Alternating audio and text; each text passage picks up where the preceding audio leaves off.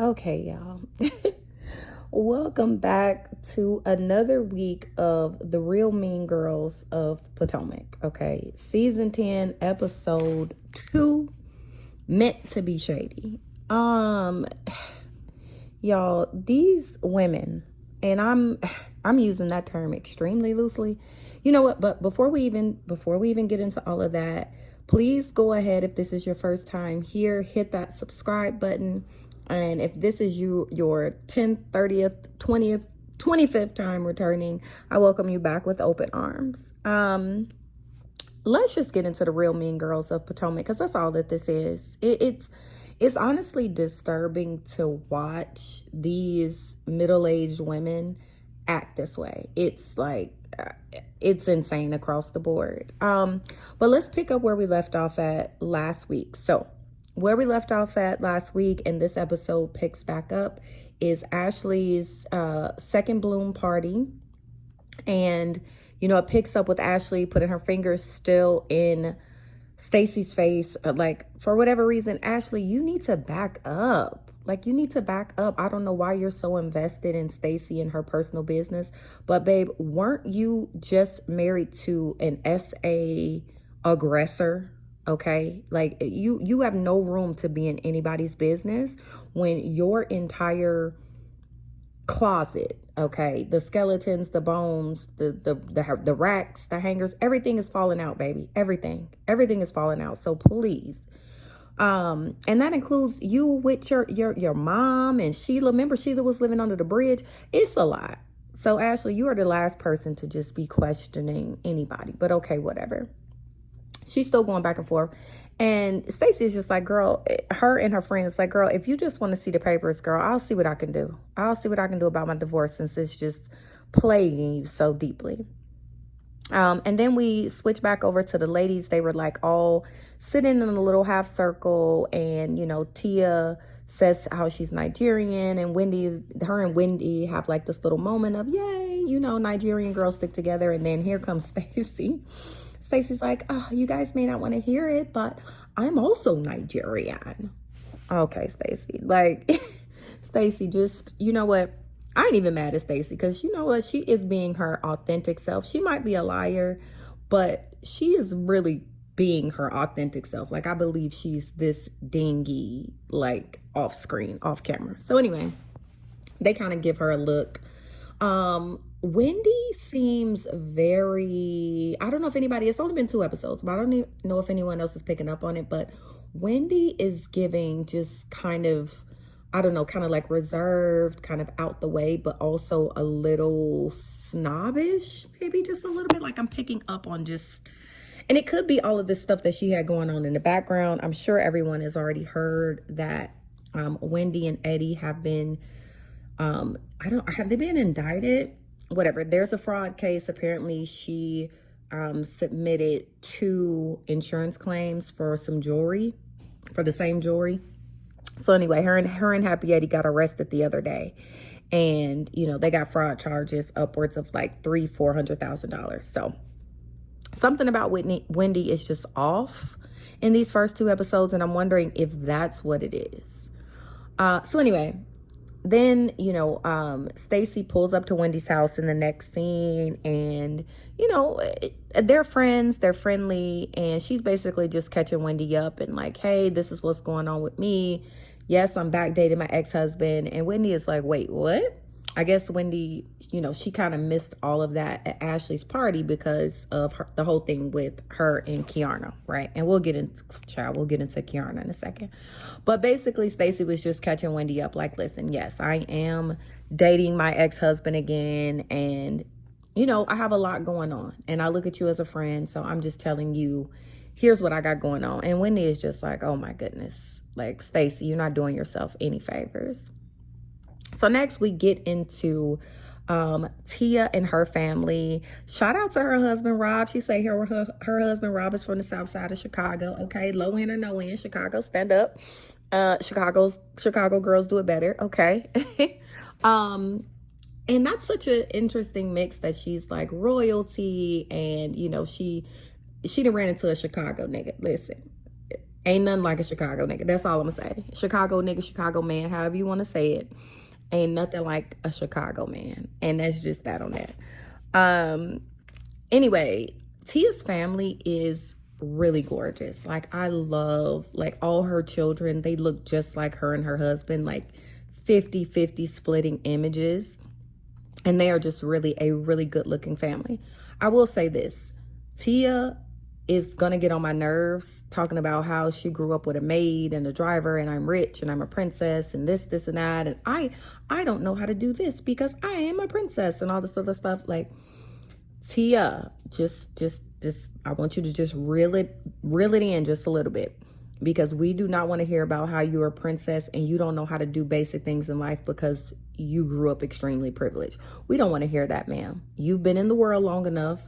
You have your own business. You're a realtor. You've encountered many different people. You know what's going on in the world. Okay, please do not come to us with this, I'm just so rich, I don't know anything. Like, that will annoy me. So Tia, I still like Tia, getting to know her. Her family is beautiful. But if she's going to be talking about how she's privileged for the next, I don't know, however many episodes, I'll pass. So next we get Ashley and her sister, which her sister looks just like Jaden, Blueface's baby mama. You know, they be calling her Stewie Darby. Shout out to Erica De Niro TV. That's exactly who her sister looks like. She looks exactly like Stewie from Family Guy. Ashley has had all this work done, so she don't look like it as much anymore. But baby, that sister looks just like Mama Sheila, like spitting image of Mama Sheila. So when Ashley said that was her half sister, I was like, wow, her and the mom look just alike. But anyway, Ashley's whack ass is on her way to the White House Correspondents' Dinner, and she's like, it isn't about partisan issues for me. It's just, you know, it's a White House tradition. Girl, you ain't fooling nobody. You ain't fooling nobody.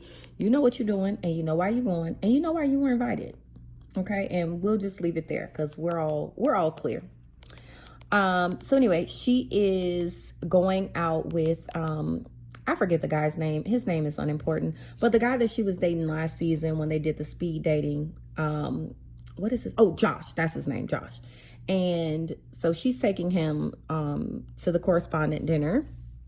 And, you know, it is what it is. Like, I'm telling y'all, I do not like Ashley. And the way that she is acting is, I'm going to keep going, y'all. But the way Ashley is acting is almost unbearable to watch. It really is. Anyway, he pulls up to the house and she's giving him a hard time about not wearing so much product in his hair and all this other kind of stuff. Like, girl, just get in the car and let's go. So anyway, they go to the White House dinner and whatever. So now we get over to Angel and her husband, Angel Massey and her husband. And, you know, they're going out to eat, and, you know, she's talking about their home in Denver. And baby, their home looks so beautiful and so, like, well designed.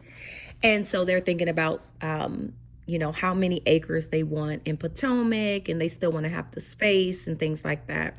I really like Angel. Angel reminds me of somebody that I like grew up with. I can't put my finger on it, but I really like Angel. And I love that Angel has her own brain. Shout out to Angel standing 10 toes on her own too. Okay.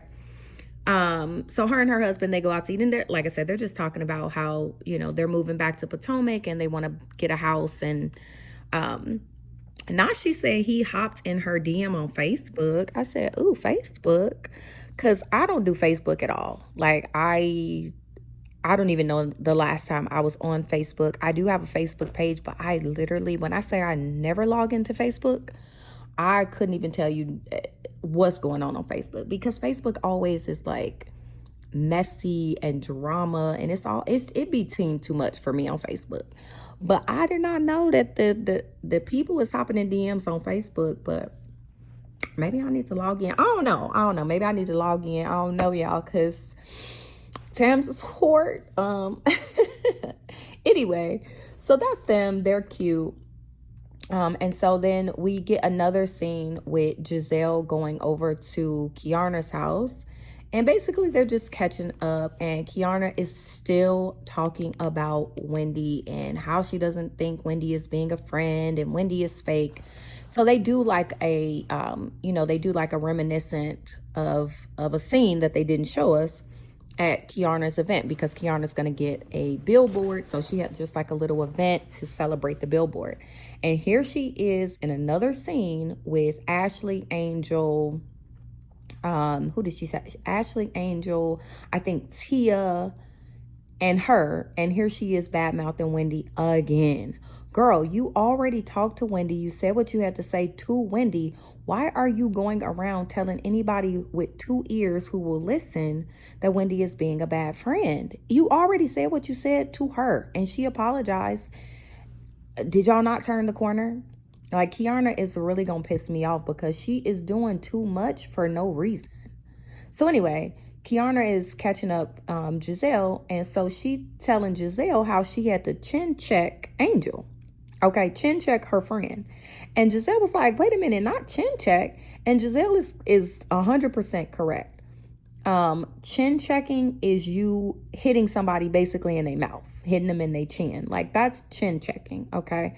It is a physical violent action. So when Kiana says she chin checked Angel, Giselle was like, whoa, okay, now we getting physical. And Kiana just kind of let it go, and she didn't really, I don't know, she wasn't being honest, basically. She was stunting in front of Giselle, and, letting Giselle hype her up, if you will. Because none of that actually happened.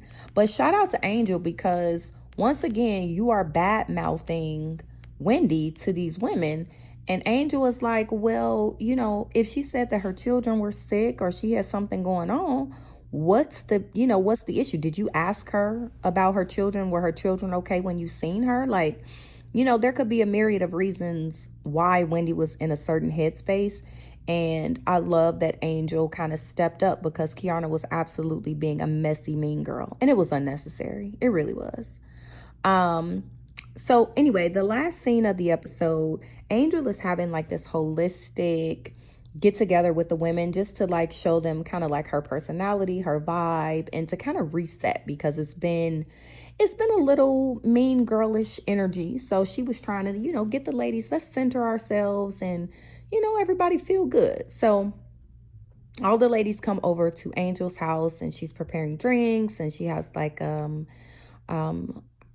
I don't know, just a wellness teacher person. I sound like Tia, because Tia was like, thank you, wellness lady. But anyway, so the ladies all show up, and Giselle clocked in, and I love that she did this. So when Giselle gets there, Wendy gets there, all the ladies get there. Giselle is like, yeah, so Wendy, you and Kiana, y'all cool? And Wendy like, yeah, we cool. We turned the page. They're like, okay, cool. And so then Giselle was like, well, what about you, Angel? Are you and Kiana cool? And Angel was like, wait a minute, why wouldn't we be cool? Because once again, Kiana talking junk behind people's back, and it's giving very fake. Like, Kiana, we're over it. It's fake, and we're done with it. We're done with you. You can go. It's a chop. But Angel was like, okay, well, I didn't know we had an issue. And so Giselle was like, oh, yes, Kiana said she chin checked you. And Angel said, I know damn well she ain't say she chin checked me. Because, first of all, that's a little aggressive. Okay, we're friends. I don't know why she would, quote unquote, chin check me. And Angel said, ain't nobody chin checking me, baby. I do the chin checking. And I said, yes, ma'am. Yes, ma'am, Angel. Get her together. So Kiana's like, Giselle, shut up. Oh my gosh, shut up.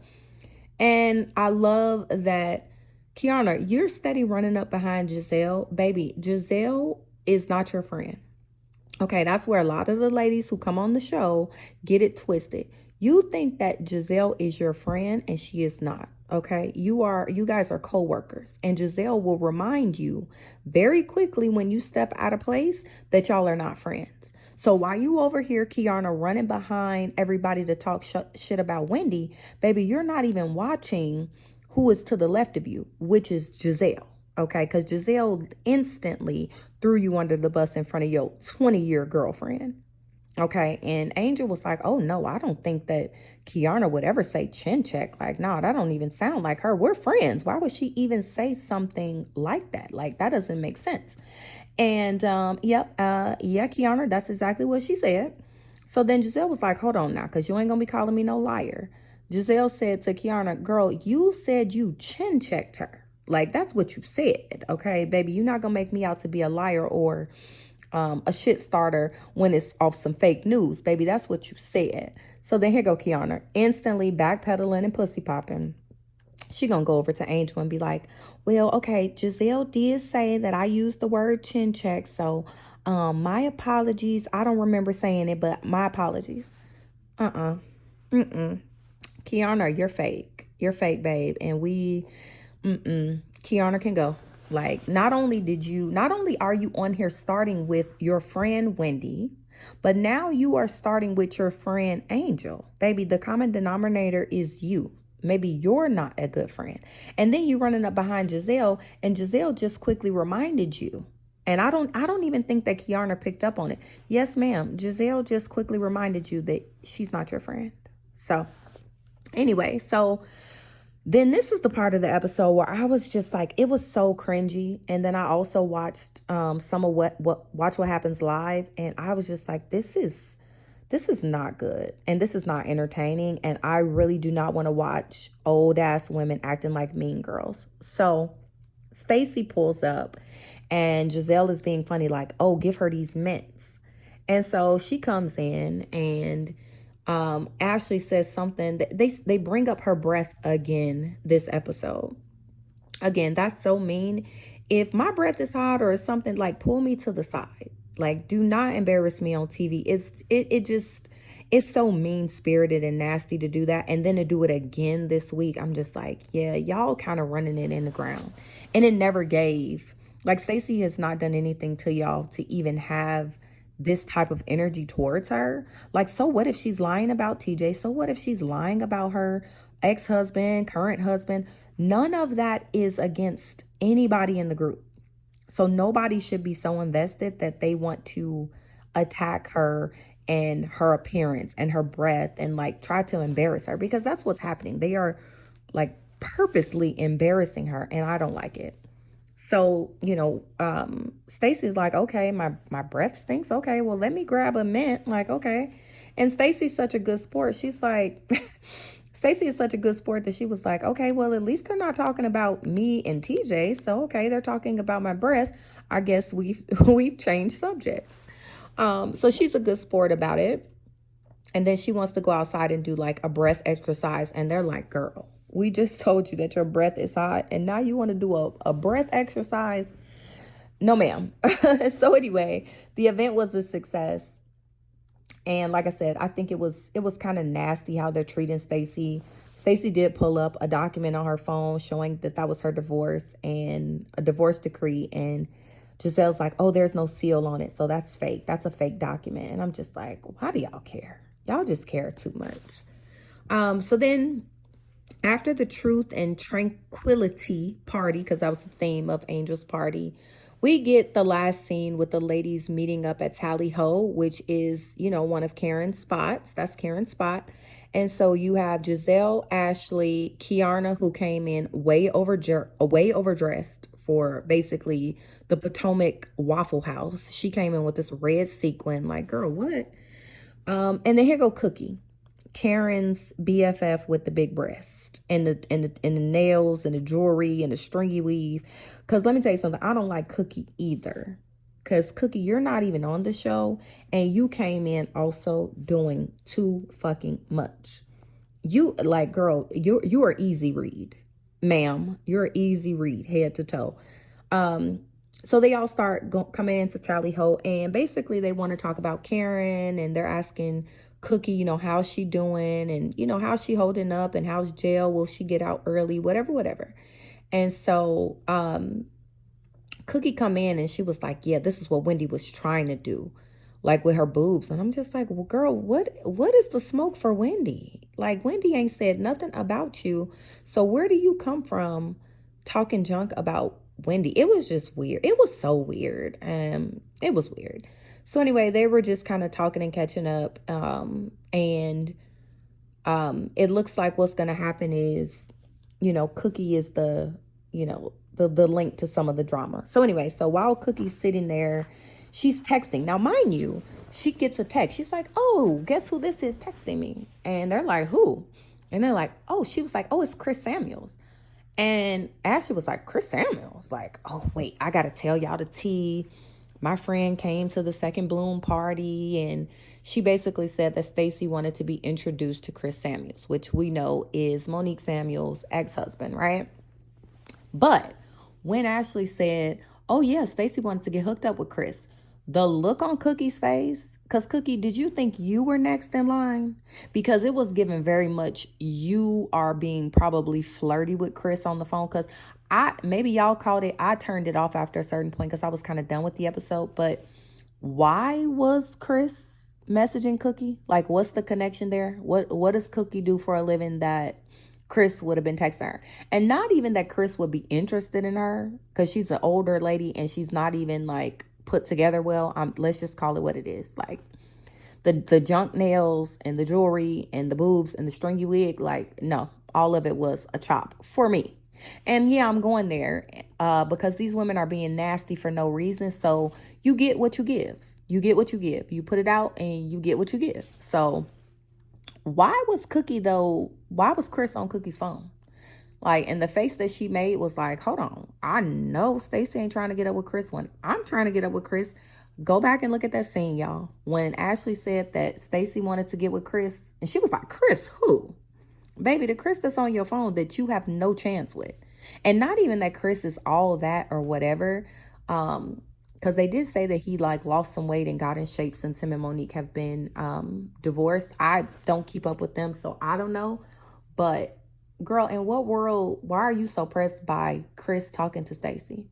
And listen, we can't take nothing that Ashley say from none of Ashley's friends serious, right? Then we see this last season with Deborah, or 2 seasons ago with Deborah, when Deborah said that Candace's husband, Chris, was flirting with her and basically throwing himself at her and trying to get her to come back to the hotel.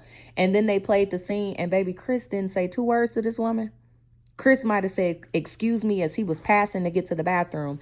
And Deborah read that as, oh my God, he was all over me. He was trying to get my number. Remember that?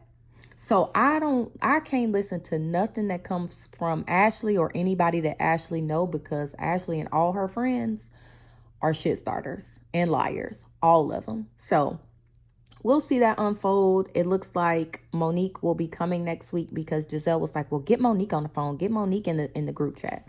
Now you want Monique in the group chat because Stacey asked about Chris, maybe, potentially. We don't even know if it's true. Child. All right, y'all. That was my recap of this week's episode of The Real Mean Girls of Potomac. And basically, I'm hoping that these women find something better to do, because I don't know how much longer I can take Giselle and Ashley being overtly nasty and mean-spirited to Stacey when it's unwarranted. I'm tired of Kiana already. Kiana starting with Wendy, starting with her friend. Like, girl, why are you starting with your friends? And the girl that you're not paying attention to, Giselle, she just threw you under the bus. Are you going to come for Giselle? Like, what is the obsession that you think, oh, Giselle, you think that's your girlfriend? That's not your friend. So anyway, that's this week's episode. I will see you guys next week, where we pick it up when Monique pulls up. But what do y'all feel about how mean and nasty they're being to Stacey? Like, is it bothering just me? Like, let me know down below in the comments, and I will see you guys next time. All right, y'all. Bye-bye.